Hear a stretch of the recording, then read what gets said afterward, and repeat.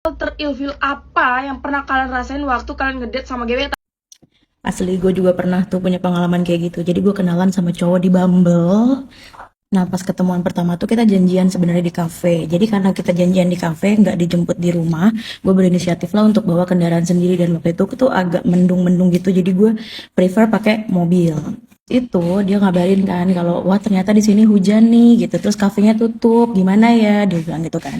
Terus gue bilang ya nggak apa-apa, gue bawa mobil. Jadi nanti motor lo diparkir aja di kafe itu yang tutup. Terus kita jalan bareng gitu ibaratnya.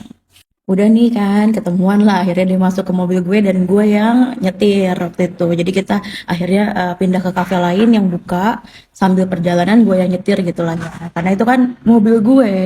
Terus begitu sampai di kafenya dia ngeluh tuh, dia bilang katanya aduh aku pusing deh ternyata di dalam mobil tadi gitu. Kenapa? Gue bilang gitu kan. Aku bawanya nggak enak ya, bilang gitu. Enggak, tapi aku nggak biasa nyetir aja. Dia bilang gitu guys. Ya udah ya, entar lu. Nah ya udah kan akhirnya dia bilang kayak gitu. Terus pulangnya gue izinin lah dia buat bawa mobil. Gue izinin dia buat nyetir baliknya nih. Karena kan dia bilang dia pusing kalau gue yang nyetirin atau dia nggak biasa kalau nggak nyetir dan nggak biasa kalau duduk di kursi penumpang. Oke lah ya.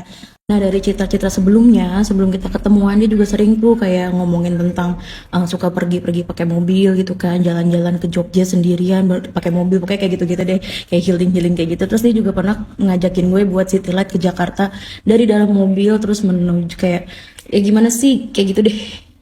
Ya akhirnya gue percayain dong dia buat bawa mobil nih pas baliknya. Tapi lo tahu nggak ternyata kayak gimana? Begitu dia mau nyetir nih, kan setelan kursinya itu masih setelan kursi gue kan, which is pasti beda dong sama dia, ditambah lagi size badannya itu beda sama gue, pasti harusnya di adjust dulu kan biar nyaman lah gitu. Gue udah nawarin nih kursinya nggak mau dimundurin karena gue ngeliatnya sesek banget gitu kan. Dia bilang enggak udah nyaman. Oke kalau kayak gitu. Nah terus begitu pengen jalan tiba-tiba dia ngegas dan tanpa nurunin handrem. Ya ampun, mobil gue tuh mobil metik gitu kan, maksudnya kayak tiba-tiba ya dia belum nurunin handrem dia udah jalan.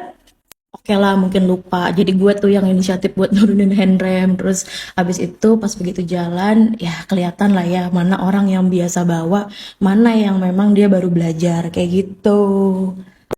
Sampai akhirnya tibalah di kemacetan gitu kan, di kemacetan yang banyak motor segala macam dari kiri kanan depan belakang.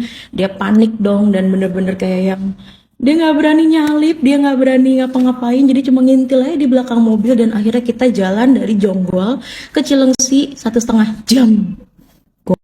Gue ilfil sih sejujurnya karena menurut gue itu banyak omong, jadi nggak sesuai dengan omongannya gitu loh.